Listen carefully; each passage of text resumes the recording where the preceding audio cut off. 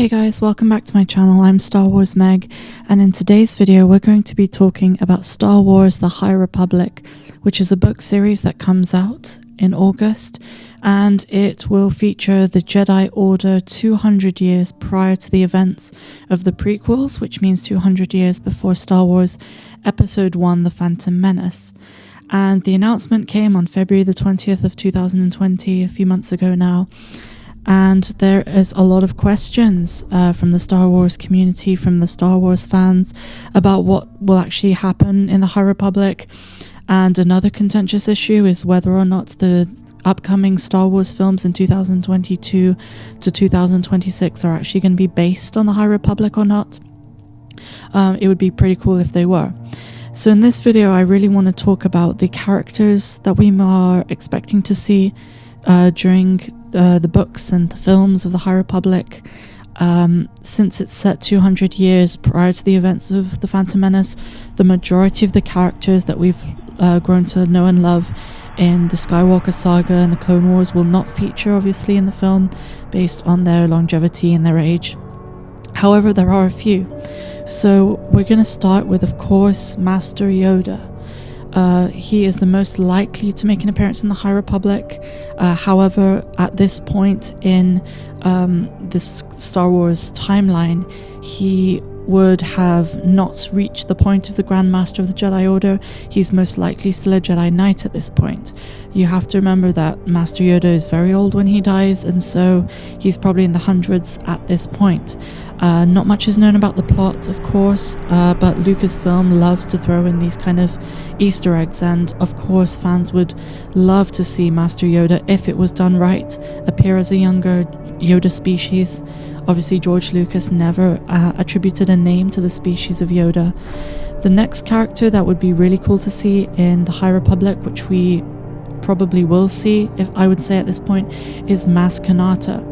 We first were introduced to her during Star Wars Episode 7, The Force Awakens in 2015, and she claimed to be 1,000 years old, and this so-called pirate queen of Takodana has accrued quite a bit of life experience by this point. However, most of the fans don't know her history. Having seen the sequel trilogy, it's not really obvious what her background is and why J.J. Abrams and Lucasfilm introduced her as a character. Kind of like Yoda, she's a bit mysterious. She's part of a species that is on the brink of extinction. We don't really know how she has a relationship with the Force, but we know that she does understand the Force. She says to Rey in Episode 7 that I'm no Jedi, but I know the ways of the Force. So how did she become the proprietor of the Takodana castle for a millennium? How did she understand the Force? We know nothing about her, but because she is 1,000 years old, it would make sense that Lucasfilm would also include her in the High Republic, so that her story makes sense, so that her character development makes sense, and that she actually has a place in the Star Wars saga, and of course in the Skywalker saga as well. The next character is much less likely to appear, but why not throw her in as contentious Jedi that we perhaps will see in the High Republic. And I'm talking about another mysterious character that we saw in the Phantom Menace, Yaddle, who is also a member of the species of Yoda. She first appeared, of course, in Episode 1 and was a member of the Jedi High Council, but by the time of Star Wars Episode 2, she was no longer on the Council. And of course she was replaced by Shak Ti. From there, Yaddle disappears from canon, and she dies a few years later. She was about 400 years younger than Yoda, and she trained Oppo Rancisis, who would go on to join the Jedi High Council. It's not really fair to say that she will appear for sure. I mean, age-wise, it's kind of just scraping it short, but who knows? Who knows if we'll see her? Another character who we might get to see in the High Republic is, of course, His Excellency Jabba the Hutt. The Eminence of Tatooine was born approximately 600 years before the Battle of Yavin, which means 600 years prior to Star Wars Episode 4, A New Hope. But he did not actually begin his life as a mob boss and the leader of the Grand Hutt Council. He had to climb his way up to the top of it, so to speak. And we know that he was probably alive during the Jedi High Republic. So we'll find out if he is or is not in it. There are a few other characters that I've read about online and in articles about Star Wars who people expect to see, but they're much less likely to appear, mainly because of the nature of their character. They're not necessarily fan favorites. They've not been in canon. Of course, that doesn't mean they won't be. But I think Lucasfilm wants to go in a different direction.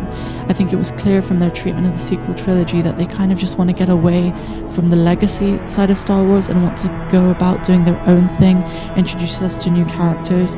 Of course, there are many new characters in the High Republic books coming out, and of course I would assume if the upcoming trilogy and the upcoming Star Wars films are about High Republic, we'll get to see the same characters. And we get a glimpse of kind of what they look like. There's a Wookiee, there's a Twi'lek, there are a few humans, and yeah, I mean, there's more information online about them if you're interested. Specifically, I remember one of them is called Avar Chris, and according to Star Wars, this is quoting them, he is the brightest, most noble example of a Jedi. She is the brightest, most notable example of a Jedi, and she always tries to see the good in people and situations and never puts herself first. She's invigorated about life on the frontier and the challenges it brings, and is an inspiration for those who work with her. She's compassionate, not dogmatic, and always ready to sacrifice herself over others. So yeah, the Twi'lek Jedi, so to speak. We'll see how these characters turn out. I really hope they're strong characters. I hope they have very good personalities, very interesting personalities for sure. And we'll see how they compare, I guess, to the characters we know and love. I think Lucasfilm has a huge task on their hands to try and convince fans that the Disney characters that they're introducing to Star Wars can hold up as well as the legacy characters. I really do hope we get to see Yoda specifically, though. That would really add dimension to the mystery of his character, specifically when we first see him in the original trilogy. But anyway, who knows? Who knows what we'll see? This is all contention. This is all speculation. And I'm Star Wars Meg, and I really hope you enjoyed this video. Please subscribe to my channel, hit the notifications bell to be notified every time I upload a video, and I will see you next time.